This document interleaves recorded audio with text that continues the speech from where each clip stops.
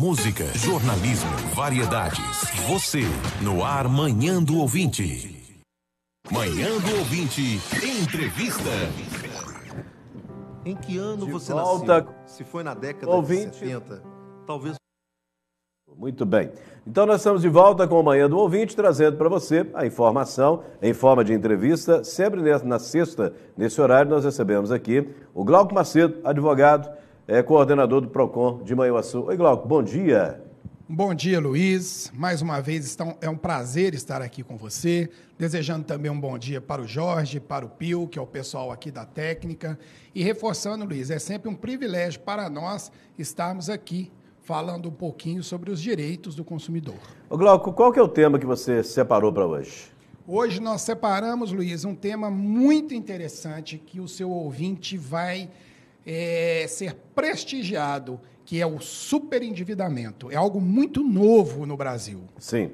Inclusive, essa semana eu estava lendo uma matéria sobre endividamento que atinge 78,3% das famílias brasileiras. É o que está dizendo o CNC. E eu quero trazer essa notícia aqui para você. A parcela de famílias brasileiras com dívidas, ou seja, em atraso ou não, chegou a 78,3% em abril deste ano. A taxa é a mesma observada no mês anterior, mas está acima dos 77,7% de abril de 22.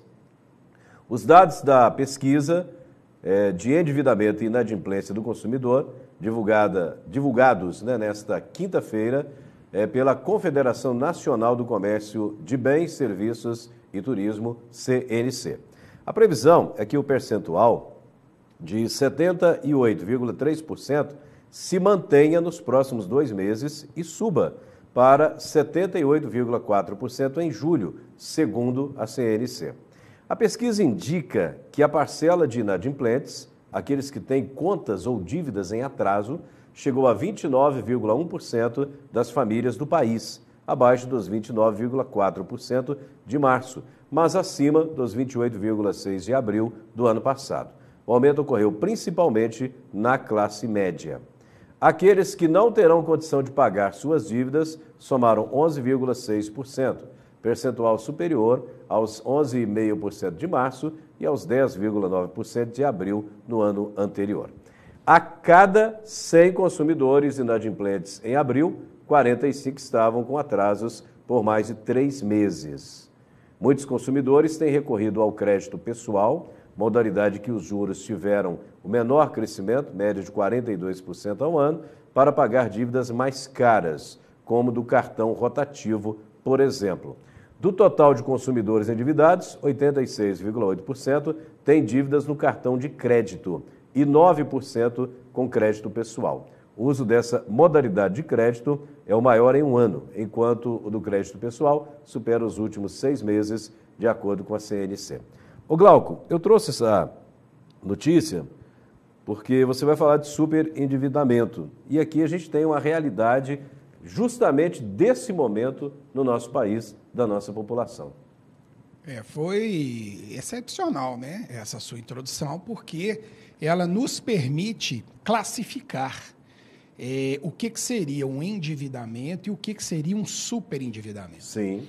Pois bem, a pessoa física, e aqui a gente fala só do consumidor, então a gente se restringe a pessoas físicas, ela tem uma capacidade de ganho, ela tem uma receita, tá? Por vezes nós fazemos, como você mesmo indicou, de uma forma mensal. Então, o cidadão ele tem aí um ganho mensal, uma receita mensal de R$5.000, suponhamos. Se ele compromete essa receita de uma forma parcial, né, o crédito consignado, inclusive, ele chega até 40% quando tem aquela garantia da aposentadoria, tá?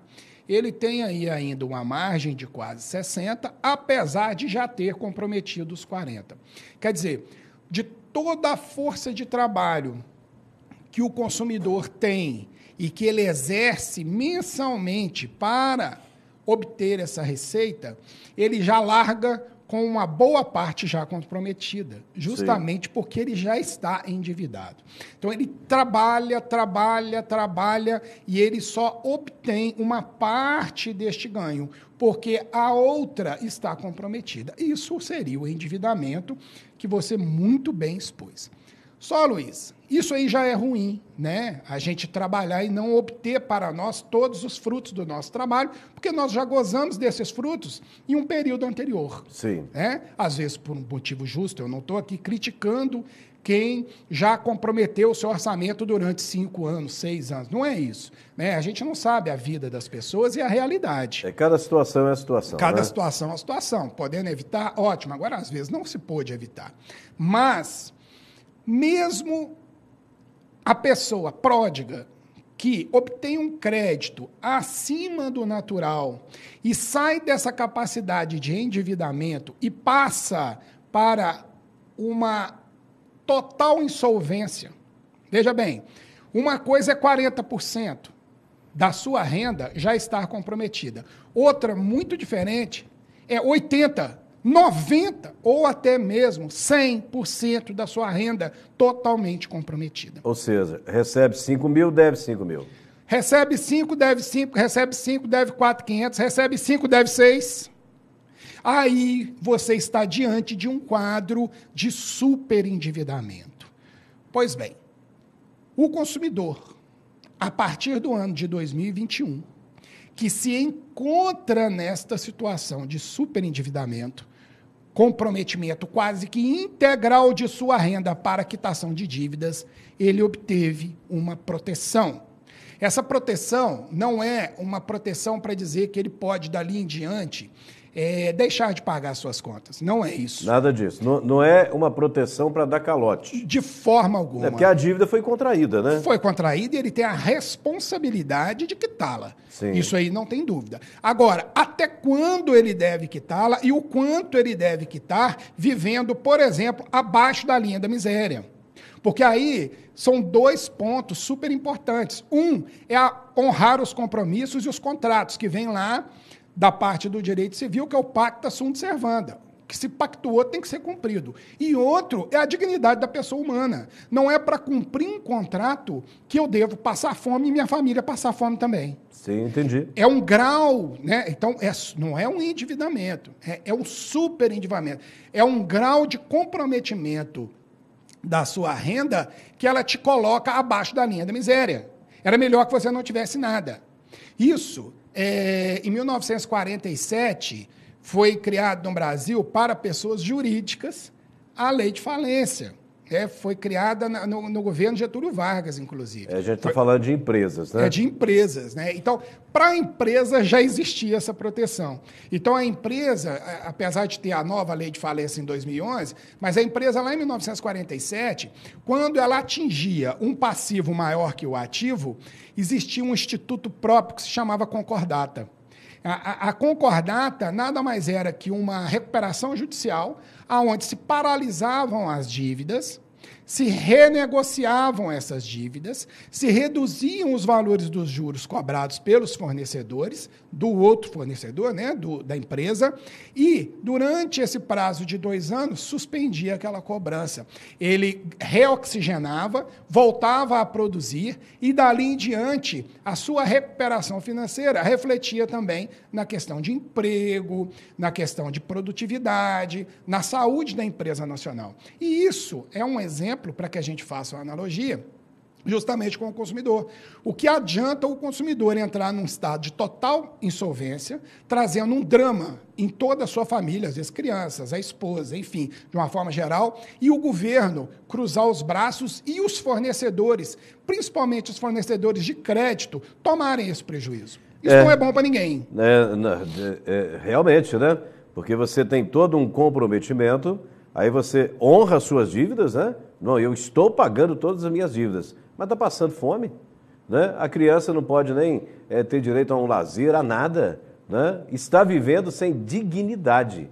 Então a lei vem justamente para consertar isso aí, né, doutor? Exatamente, Luiz. E ela chama essa dignidade, a pauta o que está por trás da lei é a dignidade da pessoa humana, e ela chama essa dignidade de mínimo existencial. Mínimo existencial. Essa é a pegada. Então, bom, eu posso dever, eu tenho que pagar, eu tenho que ter a minha responsabilidade, senão ninguém vende mais nada no país. Claro. Mas até que se atinja um mínimo existencial. E esse sinal, ele é dado para quem? Para o fornecedor. Sobretudo para os bancos e as empresas que trabalham com crédito. Porque elas oferecem hoje com muita facilidade crédito sem nenhum pudor. Ela vê naquilo um grande negócio, até que a agiotagem mata a pessoa que toma de empréstimo esses valores. E aí ele fica também no prejuízo. Isso não é bom para ninguém. Em resumo, essa ansiedade, essa facilidade no crédito. Nós vemos, Luiz, inclusive propagandas no sentido de que se empresta mesmo com o devedor CPF negativado. Sim. Veja bem, se ele já está doente, né, a gente tem que enxergar a dívida, o endividamento e o superendividamento, principalmente, como uma doença passageira que a gente pode enfrentar e que a gente pode vencer, mas é uma doença. Você vira para o doente e fala o seguinte: eu vou te dar mais um pouquinho do veneno que está te matando. Sim. Né, de uma forma muito simples que a gente está falando. São as ofertas oferecidas aí a todo momento, né, sobretudo pelas redes sociais, o WhatsApp, né, de juros. Talvez até juros que aparentemente são baixos, mas que na verdade não são, porque quando você se propõe a emprestar para quem está negativado, geralmente não é juro baixo, né? Já não é juro baixo e já é uma pessoa que ela já sinalizou que não tem condições de pagar. Sim. Agora, existem instituições financeiras sérias que quando o cliente, eu percebo isso, né, ele vai se tornando endividado, o que acontece? Há uma restrição do crédito, né? Exatamente. Aí nós estamos falando de instituições responsáveis. Sim. Mesmo que você queira, se você não demonstra a sua capacidade de poder pagar aquela dívida, ela não te empresta. Ela não te empresta. Ela não te empresta. Quer dizer, ela está fazendo um juízo que às vezes o consumidor não tem. E a culpa não é do consumidor. A oferta é muito grande. O consumismo, ele é algo que ele permeia os últimos tempos. A gente percebe como que a oferta é gigantesca e como que as pessoas se sentem na obrigação de aderirem a serviços e produtos.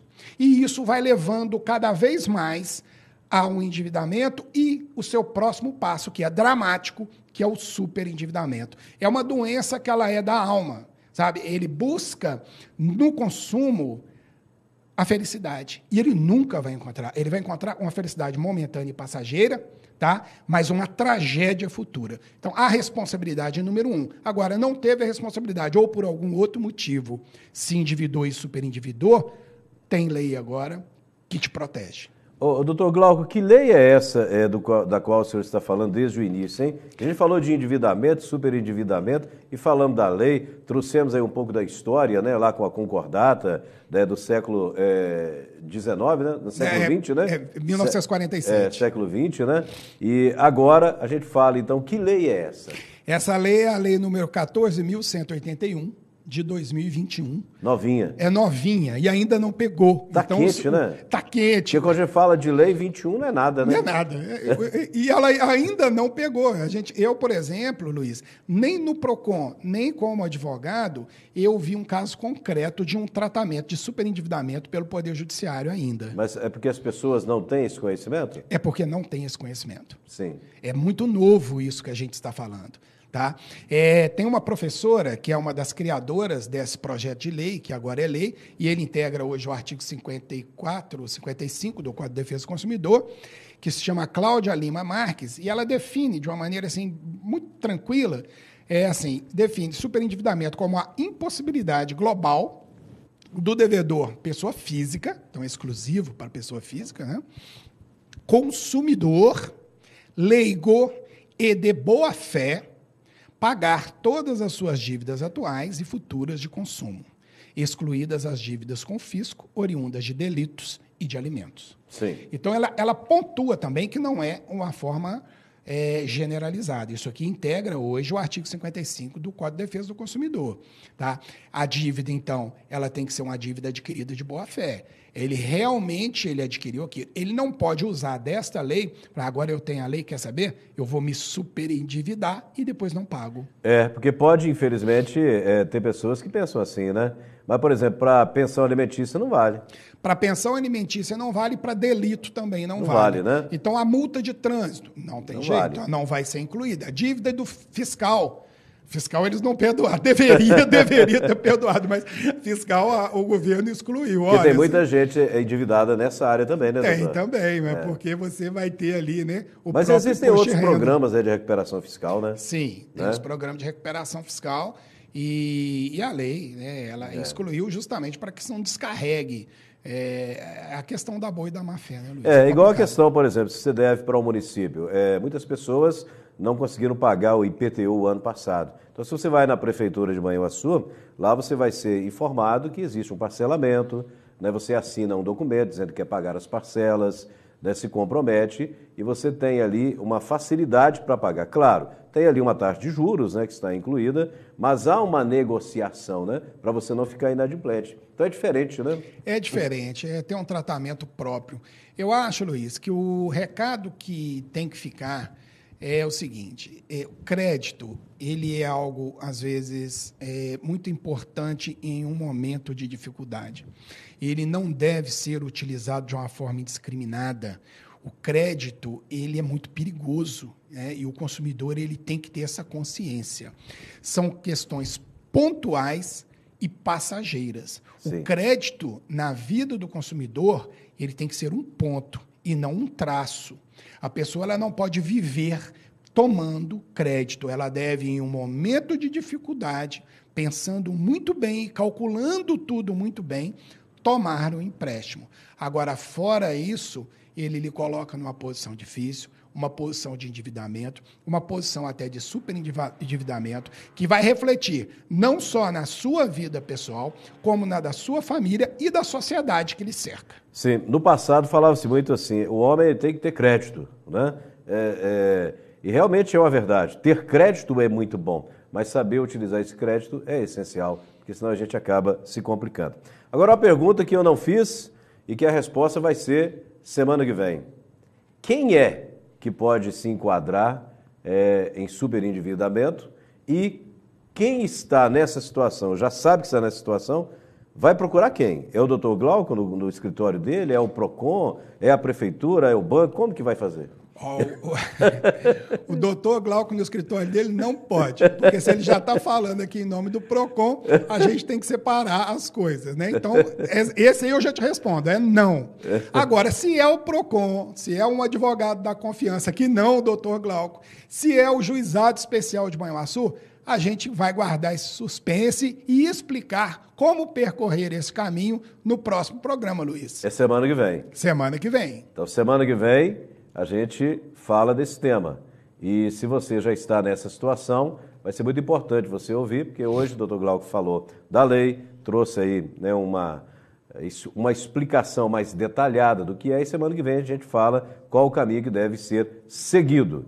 Mas se já está nessa situação, não continue a se endividar durante essa semana, né, doutor? Exatamente, Luiz. Muita atenção para crédito. Não o veja como um remédio, como uma panaceia para todos os seus males. Porque, tal qual os medicamentos, o seu uso em excesso se transforma em veneno. Muito obrigado pela presença hoje conosco aqui mais uma vez. Fiquei feliz em recebê-lo. E semana que vem, sexta, se Deus quiser, de volta. Luiz, como sempre digo, é uma imensa honra para nós podermos estar aqui representando a Prefeitura de Manhuaçu, representando o PROCON, com essa oportunidade que você nos dá de reverberar informações que, por mais simples que sejam, elas sempre somam no conhecimento do consumidor. E, para mim, de uma forma pessoal, é ainda mais honroso, porque, Luiz, como sempre digo, sou seu fã há mais de 20 anos. Não poderia faltar a frase, né? Nunca! Se a gente continuar assim, daqui a pouco tempo vai ter que mudar, né? Vamos aumentar. Muito obrigado pela presença, então. Obrigado, Luiz. Glauco Macedo, nosso convidado da sexta-feira. Na próxima segunda, a entrevista será com a Jane Peça, nutricionista. Após o intervalo, eu sigo no rádio com você, até às 11h30 da manhã. Quero agradecer ao Jorge Augusto. Tá bem aí, Jorge? Né? Levantando peso, fazendo exercício, né? Obi-Wan Andrade, nosso querido Pio, esteve hoje aqui no vídeo. E a coordenação do Leonardo Medeiros, direção do Padre Carlos. O programa não acabou, só para o vídeo que a gente encerra, mas eu sigo no rádio.